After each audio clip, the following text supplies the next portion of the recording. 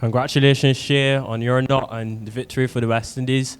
Just start by giving us your assessment of the team's performance, given the circumstances around the victory. I would say very clinical, especially coming off the loss that we had a couple of days ago. It's great to see the guys understood the assignment today, and we played the cricket that we wanted to play. It's important for us to know that we continue in this vein because we see what's at stake now. But yeah, very happy with the bounce back that we did today, and yeah, there's a lot more cricket to play, and we're looking forward to it. Personally, what does the knot mean for you, and to do it in front of your home crowd? It must be special. Yeah, it's a great feeling. Again, whatever the team requires, that's me. And unfortunately, Kingy had to leave us. Hopefully, he recovers quickly. But yeah, I had to go at the top this time around, and the aim was just to get off to a good start. We see the importance of finishing the game early as well. So yeah, I had a good time in the middle, good surface, and I enjoyed batting tonight. Okay, what we saw there from you tonight, Shai, was very, very explosive, perhaps maybe a bit out of character. I mean, have you ever batted as well as that in a T20 game? I would like to throw that question back at you. Why is it out of character in your eyes? Well, I mean, okay, many people might see you as a textbook batsman, grafting, maybe batting at maybe a strike rate of, say, 105, 110, but this evening, I mean, you really up the ante. I guess you need to watch a little more cricket then. But yeah, it's, again, just playing the situation. We understood that what's at stake. We know that in this situation here, where rate could play a part. So 105 strike rate wasn't going to be the play today. So again, just playing the situation. That's one thing that I pride myself on as a batsman, as a cricketer. And yeah, we just did the job today. Okay. At the start there, going out to chase, were you aware of the different calculations in terms of what was required to go ahead of England, to go ahead of South Africa? Not entirely. The main aim today, coming out in the meetings as well, was just to get the W, ensure we play our cricket, and the important thing is to focus on our skills, not necessarily get too far ahead of ourselves, because we understood the importance of winning the game first and foremost, because if we didn't win the game, then we know what's going to happen. So winning the game, and as long as we tick our boxes, then I think the rest will take care of itself, and I guess that's what happened today. Shai, just carrying on from this, even at the start of the chase, you hadn't calculated that you need to get these runs in a certain number of overs to go past South Africa on NRR? Not entirely, as I said before. We didn't want to get too far ahead of ourselves, because sometimes that can play on the negative side. So yes, we understood the importance of getting the game finished quickly, but we didn't want to get too far ahead of ourselves. We just played the power play. The aim was to play the power play as normal as we could. Put away the bar balls, put the guys under pressure, start the over, stuff like that. And then we assessed after the power play, and then decided that we wanted to finish by a certain stage. So that's what came out of the plans in the meetings.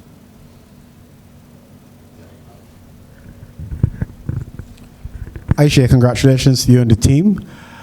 You have had one or two hiccups, well, maybe more like one, in terms of the bowling group.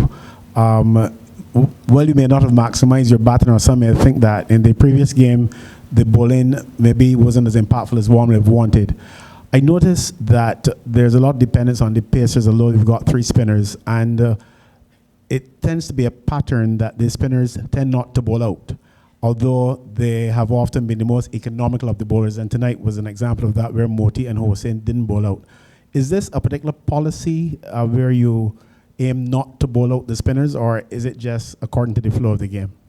I think you know who's the best person to answer that question.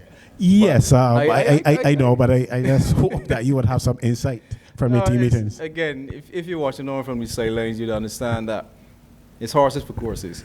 It's not every day that each bowler would bowl out. We've got more than 5 bowlers in the team, so depending on what's required in a certain situation, then we would decide to lean towards a particular bowler. It just so happened that the spinners didn't bowl out today. I'm sure if the pitch was ragging a bit more, because I thought that the surf was pretty good to bat on. The ball was coming on nicely, so I'm sure that's the reason why Rodman tend to lean towards the pacers in the backhand especially. But if the pitch was gripping a bit more, if it was spinning a lot more, stopping, holding, then I'm sure you'd see 12 overs of spin. But again, yeah, just playing the situation, understanding what is required at a particular time, and whoever bowlers we have to do the job on that day, then I'm sure we're going to choose them. Smith Patel from Crick Bus. So how special do you think the knock was? It feels like it was the stuff of dreams. A World Cup game in your backyard, and you scoring in this fashion. And also a word on the atmosphere out there, because it was kind of mesmerizing for someone like me who's been to the Caribbean for the first time. And it was like party from ball 1 to ball 200, until the end. So that sounds like you enjoyed it today then. Perfect. To the full extent. Ah, lovely. People ask me to go to Oysters now. Yeah, it's an amazing crowd. It's nice to see everyone came out and supported us today. Something that we get in the Caribbean when we're doing well, we tend to see a lot more supporters out there. So that means we must be doing something right if we've got a sold-out crowd. But yeah, the crowd was rocking today. I thought that the support was amazing. Again, I'm from Barbados, so playing in front, just love the crowd meant a lot more to me. And scoring some runs and winning the game for the team felt even more special. So I'm very happy to do that.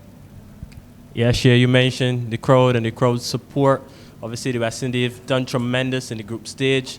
We didn't get the Super 8 stage after the start that we wanted, but what is your message here to the West Indian fans around the region? What do you want to tell them at this point in terms of the tournament? Keep rallying. We know that's our motto. We always talk about rallying around the West Indies. That's exactly what we need to keep doing. The team rallying around each other. The fans need to do the same. We're out there fighting for each and every one of us. So you understand the importance and the magnitude of the tournament. We're playing a home World Cup, something that I'm sure a lot of cricketers over their careers may not get the opportunity to do. So we understand the importance of this in particular, and we know how much the fans really want us to win. So we're out there fighting, we're doing it for them, and it's great to see the support and hope that it continues for the rest of the tournament. Shai, I can see why you were not pleased when you were asked about your strike rate, because your strike rate has been upwards for the last 2 years. I just wanted to ask you, what has changed in the last 2 years? Was it just the conditions earlier, or is it you have gone back and added things to your batting? Just can you explain these last 2 years? To be honest, it's just a situation, man. It's whatever requires it. There's some games where the conditions may be challenging and you have to fight. You can't just go out there and try to smash every ball for 6 or 4. Someone has to stick in and play along and in 5 or 110. So again, people, I don't think people realize that. Shai, Z Zaidi with Crick Exec. Today's victory was pretty resounding. It was pretty clinical. But I have a question for you about your opposition. Right, you've been playing internationally for almost a decade. I would imagine most of your career you never gave much thought to the U.S. as a national team. They never came on your radar that often, I would imagine. But you've seen the tournament they've had so far until today. What can you say about them as a team despite the performance today? Plain and simple, you can't get to the Super 8 stage without playing good cricket. They're supposed to be the best 8 teams in the tournament at this stage, so they showed why they deserve to be here. And I must say they played some really good cricket up to this stage. I played against a few of the guys. I played with some of the guys as well. Aaron Jones, who grew up here. But yeah, I must commend them for their journey so far. You can see why they're here in the Super 8, so I must commend them. Yeah. You didn't play in the first 3 games, right? Came in for the last game of the group stage, did reasonably well, but then found yourself on the bench for the start of the Super 8. Called up and again tonight. I mean, against that background, how much of a challenge, is it to keep focus? Just have to stay ready. In a tournament like this, there's a reason why we have 15 players, and all of them need to be ready whenever the time comes.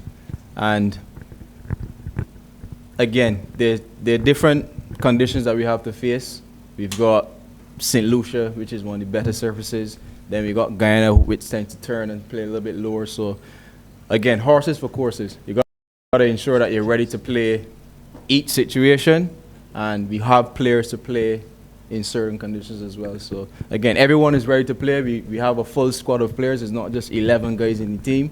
So yeah, I understand the reason why I'm not playing, but everyone in the 15 would love to be out there in the 11, but we understand the reason for the 11 going out there on a particular day, but we're all ready to play.